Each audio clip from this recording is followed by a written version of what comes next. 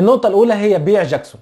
ايوه بيع جاكسون. نادي كريستال بالاس ونادي فولهام اذا كانوا الناديين متشابهين في حاجه فهم الاثنين متشابهين ان الناديين عندهم عقم هجومي، بمعنى ان الماتش بينهم اعتقد ماتش 0-0، ماتش ال1-0 بالكتير لكريستال بالاس. بالنسبه لنادي ولفرهامبتون فنيتو يا جماعه ركز مع نيتو. نيجي بقى لمعجنه الاسبوع السادس وسادس ماتش في الجوله ما بين نادي ارسنال ونادي توتنهام. الفرقتين بيلعبوا بطريقه هجوميه، فاعتقد ان الماتش ده برده هيكون مفتوح جدا في اهداف كتير. لو عندك لعيبه في خط الوسط والهجوم من هنا او عندك لعيبه في خط الوسط والهجوم من هنا، ارمي بكل اوراقك الهجوميه في الماتش ده. انا شايف ان الماتش ده هيكون مفتوح، وما اعتقدش ان في المباراه دي فرقه من الفرقتين هيعملوا الكلين شيت. فانا شايف ان في ظل التخبطات دي انا شايف ان احنا نبعد عن نادي تشيلسي قدر الامكان لحد ما الناس تفوق. اهم خيارين في نادي ليفربول بالنسبه لي اعتقد ان هم صلاح ونونيز. فاعتقد في ظل تذبذب مستوى اداء مدافع ليفربول جاريد بوين اعتقد انه هيعمل حاجه في الماتش ده، اعتقد انه هيسجل في المباراه دي.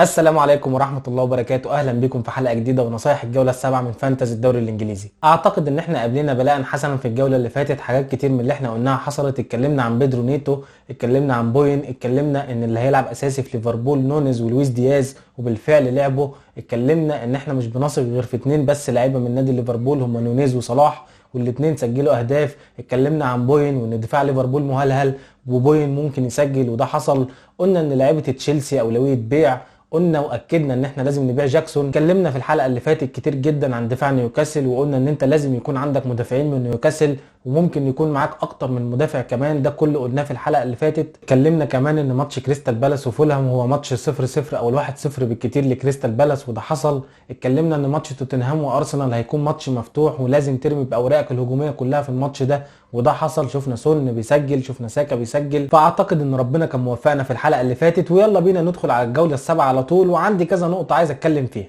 النقطه الاولى اللي عايز اتكلم فيها ان هيكون في ماتشات لكاس الرابطه في وسط الاسبوع، يعني يوم الثلاث ويوم الاربع هيكون في ماتشات لكاس الرابطه الانجليزيه. كل الانديه هتلعب في ماتشات قويه زي ماتش مانشستر يونايتد وكريستال بالاس، ماتش زي مانشستر سيتي ونيوكاسل. هو في الغالب معظم الانديه الكبيره ما بتهتمش قوي ببطوله كاس الرابطه وبتلعب بالتشكيله الاحتياطيه، بس برضو انا حبيت انوهك لحته زي دي. بص كده برضو على التشكيلات اللي هتلعب. في الغالب معظم الانديه هتلعب بالتشكيله الاحتياطيه، بس برضو بص على ماتشات كاس الرابطه كده، شوف مين بدا اساسي، مين ما لعبش خالص، مين لعب احتياطي، بحيث ان انت برضو تبقى بادئ الاسبوع عارف الدنيا فيها ايه. النقطه الثانيه اللي عايز اتكلم فيها ان هيكون في دبل لفرقتين في الجوله السابعه، واللي ما يعرفش منكم يعني ايه دبل، معناه ان في فرقه هتلعب ماتشين في نفس الجوله، يعني نقط الماتشين دول هيتحسبوا في نفس الجوله اللي هي الجوله السابعه. والفرقتين اللي عندهم دبل في الجوله السابعه هو فريق لوتون وعنده بيرلي وايفرتون، وفريق بيرلي وعنده لوتون ونيوكاسل يونايتد. ولو جيت سالتني على الدبل ده فانا بالنسبه لي ولا كأن في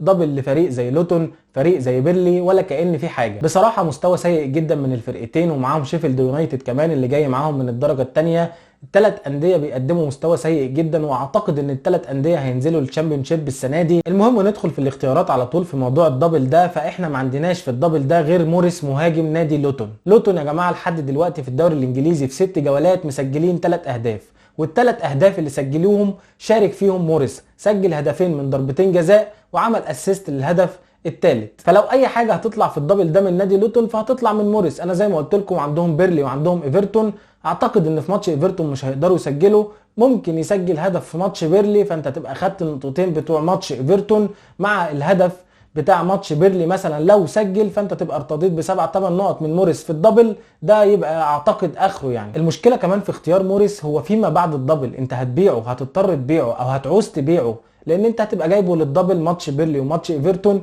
بعد الدبل عنده توتنهام ثم نوتنجهام ثم استون فيلا ثم ليفربول، ماتشات كلها صعبه جدا. ففي نهايه الموضوع ده انا عايز اقول لك ايه، عايز اقول لك ان انت لو جبت موريس انا مش هقدر الومك، مهاجم سعره رخيص عنده دبل ضد ايفرتون وبيرلي، فبرضه خيار ممكن تفكر فيه. ولو ما جبتش موريس انا برضو ما اقدرش الومك، لان نادي لوتون سيء جدا، عقيم جدا هجوميا، فوارد جدا يطلع بلانك في الماتشين. النقطه الثالثه اللي عايز اتكلم فيها وهي نشتري مين من لعيبه نادي نيوكاسل. كلنا طبعا عارفين ان جدول نادي نيوكاسل اللي جاي كويس جدا، ولازم نستغل لعيبه نيوكاسل افضل استغلال.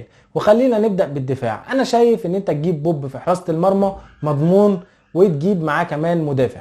طيب ترتيب المدافعين ايه بالنسبه لي؟ انا شايف ان تريبيه اولا، طبعا مش عشان عمل 3 اسيستات في الماتش اللي فات، ومش في كل ماتش هيعمل لك 3 اسيستات، لازم تخلي بالك من حته زي دي. ولكن تريبيه اداؤه عالي جدا، مغناطيس بونص. ولكن احذر من نقطه مهمه جدا، ان نادي نيوكاسل عنده 4 ماتشات في 10 ايام، فخلي بالك من الحته دي كويس. تريبيه مش لعيب صغير، لعيب كبير في السن، فاكيد هيطول الروتيشن واكيد هيتنظم له دقايق لعبه، فخلي بالك من النقطه دي. فممكن تروح للخيار الاضمن شويه وهو بوتمان، ثم بعد كده يجي في خياراتي بيرن ثم فابيان شار. فبالنسبه لي ترتيب الاختيارات في مدافعي نادي نيوكاسل: بوتمان اولا، ثم تريبيه، ثم بيرن، ثم شار. هجوميا اعتقد خلاص الرؤيه وضحت، تم اعتماد ويلسون في ماتشات الدوري واعتماد ايزاك في ماتشات دوري الابطال.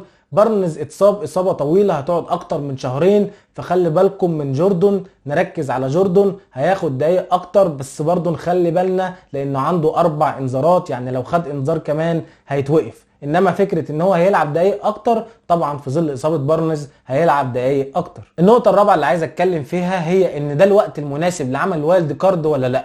اللي يقدر يجاوب على السؤال ده هو انت شخصيا حسب التشكيله بتاعتك، بمعنى ان مفيش وقت معين لاستخدام الوايلد كارد. لو انت التشكيله بتاعتك محتاجه وايلد كارد، مفيش ما يمنع ان انت تستخدم الوايلد كارد. بمعنى ايه؟ انت مثلا عندك 3 لعيبه من تشيلسي، عندك ادوارد اللي اتصاب، عندك جاكسون اللي خد انذار خامس ومش هيلعب في الجوله اللي جايه، فعندك 3 4 5 6 لعيبه مش هيلعبوا الجوله اللي جايه او عندهم ماتشات صعبه، فانت هنا تشكيلتك محتاجه وايلد كارد، هو ده الوقت المناسب لاستخدام الوايلد كارد. طيب انت تشكيلتك كويسه وتقدر تظبط نفسك في الجوله اللي جايه او الجوله اللي بعدها، يبقى انت ممكن تاخر الوايلد كارد لما بعد التوقف الدولي، وده طبعا بيكون افضل. بس ده لو انت تشكيلتك مش محتاجه وايلد كارد. طيب لو انت فعلا تشكيلتك متدشمله ومحتاجه وايلد كارد وانت ناوي تعمل وايلد كارد، فانا هكلمك دلوقتي عن ابرز الخيارات اللي ممكن تختارها في الوايلد كارد بتاعك. مبدئيا 3 لعيبه من نادي نيوكاسل، خيارين من مركز خط الدفاع ومركز حراسه المرمى، وخيار من مركز خط الوسط او مركز خط الهجوم، واتكلمنا بالتفاصيل في بدايه الحلقه. ماتي كاش خيار مهم جدا في مركز خط الدفاع، اولي واتكنز خيار مهم جدا في مركز خط الهجوم. الماتشات اللي جايه بتاعت نادي استون فيلا ماتشات كويسه جدا، عندهم برايتون ثم ويلفرهامبتون ثم ويست هام ثم لوتون ثم نوتنجهام ثم فولهام، 5 ماتشات كويسين جدا، فانت لازم تستهدف لعيبه من نادي استون فيلا. فانا شايف خيار ماتي كاش في الدفاع خيار كويس جدا، لازم يكون في الوايلد كارد بتاعك. خيار اولي واتكنز في خط الهجوم شايفه خيار مهم جدا، لازم يكون في الوايلد كارد بتاعك.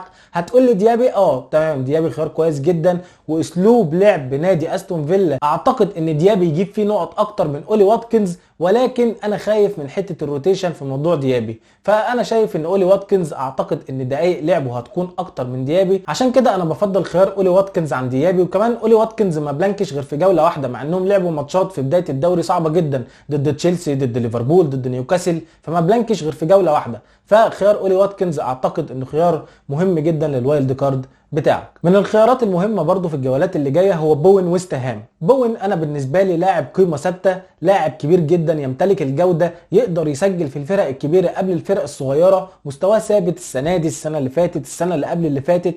اعتقد انه اهم لاعب في نادي ويست هام، بالعكس ده يقدر يلعب في نادي اكبر من نادي ويست هام بكتير جدا. فانا شايف برضو ان بوين اعتقد من اللعيبه اللي هي قيمه ثابته، اللي هي تفضل في تشكيلتك من بدايه الموسم لنهايه الموسم، زيه زي ماديسون، زيه زي ساكا، اللي بالمناسبه في كلام ان هو اتصاب. ساكا ارتيتا طلع قال انه خرج بيعرج الماتش اللي فات ووارد ما يلعبش الماتش الجاي، فخلوا بالكم برضو في المؤتمر الصحفي وتابعوا الاخبار كده المتعلقه باصابه ساكا قبل ميعاد الديدلاين. نرجع لبوين. بوين عنده الماتش اللي جاي شيفيلد هوم، شيفيلد يونايتد اللي عنده مشكله في خط الدفاع في ناحيه الشمال، الجبهه اليمين اللي بيلعب عليها بوين. بعد كده عنده نيوكاسل ثم استون فيلا ثم ايفرتون، يعني شيفيلد ثم نيوكاسل ثم استون فيلا ثم ايفرتون. 3 ماتشات من ال4 ماتشات دول ويست هام هيلعب في ارضه، فاعتقد ان بوين من اللعيبه المهمه جدا اللي لازم تحطها في دماغك. سوفال كمان الباك بتاع نادي ويست هام خيار برضو ديفرنشال كويس للجوله اللي جاي. عندي خيار ديفرنشال كده ممكن تخطفه في الجولتين اللي جايين من غير ما حد ياخد باله، وهو عبد الله دوكوري من نادي ايفرتون. عبد الله دوكوري في اخر 3 ماتشات مع نادي ايفرتون هو اكتر لاعب مسدد على المرمى ب4 تسديدات، اكتر لاعب صناعه للفرص ب5 فرص. عنده الماتشين اللي جايين لوتون هوم وبورنموث هوم، نسبه ملكيه نص في المية،